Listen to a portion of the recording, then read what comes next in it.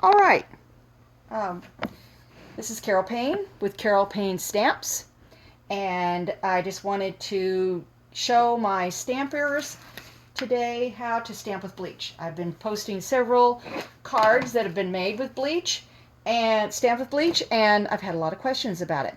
So let me show you how to do this. It's really, really easy. You start by folding a few pieces of paper towel. It doesn't matter what kind of paper towels, whatever you've got in your kitchen, and you fold them and you put them on a plate, glass plate, plastic plate, something that's not going to soak through. Then you take some bleach, just regular bleach, and I buy a small container so you don't splash it like I just did.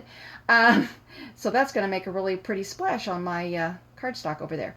But you just pour a little bit of bleach onto your paper towel, which is like your ink pad. Now you don't want to pour a lot, you just want to pour enough that it will start to develop. It'll be enough that it'll get wet, and you can see the bleach already starting to develop on these. See, they're leaving a really strange look on this rich raspberry cardstock. That's what I'm going to stamp on. So I'll show you how I do this, and then I will show you the finished product, because this is a card that's going to be on my blog next week. So you want this to be wet, but not puddling. So I'm going to kind of just soak up some more of it here with the corners so that it's not too wet, because you don't want so much bleach on your stamp that you can't get the good definition. So I'm using a new stamp, which I've used already with some of my other projects that I've been doing the bleach. This is from Touches of Texture, and I'm using both the flower and the stem. So I'm going to use the stem first. So I'm just going to ink it up on here, and you see, you just put it on the ink pad, bleach ink pad on your plate, and you ink it up, and then you stamp it on your cardstock.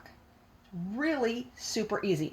I hold the stamp to my cardstock just a little bit longer than I would with ink, just to give time for all of that,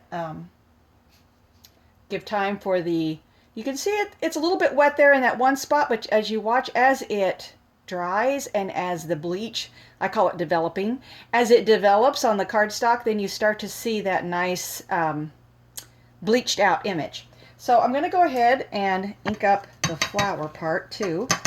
And I don't, particularly this, I don't want too much ink, too much bleach ink, quote ink, on my stamp, because I want there to be plenty of definition for the stamp of the image once I get it on here. So I've stamped that. It might be a little bit heavy around the edges. You can see it's a little bit thick around there, but it's quickly starting to dry and develop. Now, you'll want to let this sit a while if you're going to stamp another color on top of it. If you want to stamp ink on top of bleach, you've got to make sure that the bleach is completely dry. I'll show you an example here. This is, I stamped with bleach on So Saffron, which I'll give you the look of what So Saffron looks like. This is what it looked like. It bleached it out, made it lighter. It wasn't quite what I was looking for. But then I went back over it and I stamped with, this is a couple of the stamps from the Picture Perfect stamp set. And it ended up, it took the ink nicely, but I had to wait until it completely got dry before I could stamp on top of it. If you stamp too soon, then the bleach that's still left in the cardstock will start bleaching out whatever you stamped on top of it. Ask me how I know that. Well, this is a couple of examples. This is just from that Picture Perfect. This has no bleach at all, but this is the two stamps. It's a two-step stamping in Picture Perfect of the, let me grab it. Here's Picture Perfect. It was in the Occasions catalog, and now it's moved over into the new annual catalog, and you can see here, this is what they look like. Actually, this is that stamp, and this is that one. I wasn't thinking when I was stamping these. But that's the two colors stamped on, just stamped onto with the two different stamps stamped on the So Saffron. And then this is one that I stamped with bleach, this more solid bleach stamp, and then after it dried, then I stamped with the more detailed piece on top of it. Did some sponging.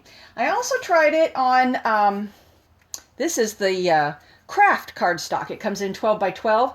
It didn't do a very good job. I thought it would come out and I'd get more of a yellow look, more of a soft sand dollar type, not sand dollar, starfish look, but it didn't. It just, I don't know, it just made it kind of yucky. So I didn't, wasn't happy with that. You will see, though, a result of my working with this stamp on my Father's Day card that I'm going to post on my blog tomorrow for Father's Day.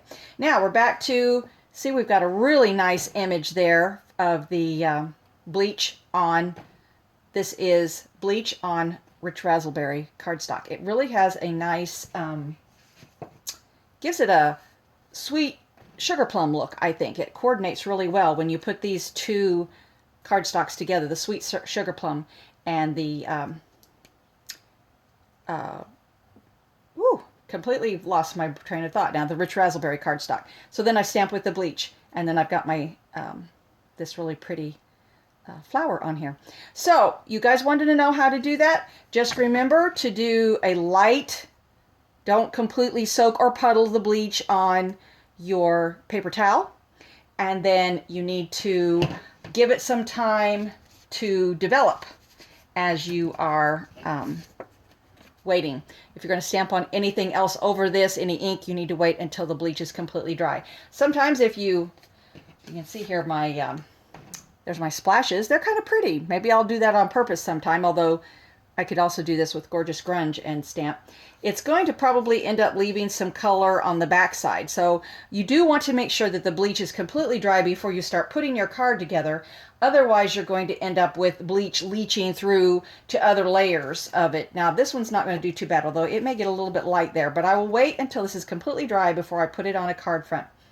And also, you should try experimenting. There are a lot of other colors you're going to end up with whenever you stamp with bleach. You never really know what color you're going to get until you try it. This is Pool Party with stamped with bleach. So you've got a real kind of a creamy, very vanilla. And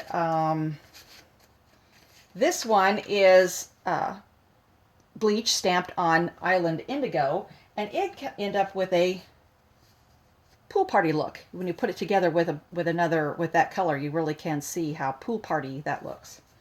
Also, see the So Saffron with the bleach stamped on it is just a lighter yellow, really pale yellow. I thought it paired well, though. I haven't finished this card. It paired well with Crushed Curry. And lastly, I've got a couple more here. Here is bleach on crumbed cake. You've got the So Saffron look to it in the background. See, when you put it with it, it looks really nice together. And this one I haven't shown on my blog yet either, because it's not finished. But this is Mint Macaron with bleach stamping on it. And then I have stamped some scatter from, actually from Touches of Texture. There's a scatter stamp in there too. And you end up with a, I don't think this is Pool Party. Yep. I was thinking it might be Soft Sky, but it's Pool Party. So you get a pool party look to it. This one, along with the card that I'm going to be finishing with this one, with the Rich Razzleberry with the bleach stamp, will be on my blog sometime this coming week. So be looking for that. And I'm going to go now and try to put this on Facebook and see what happens.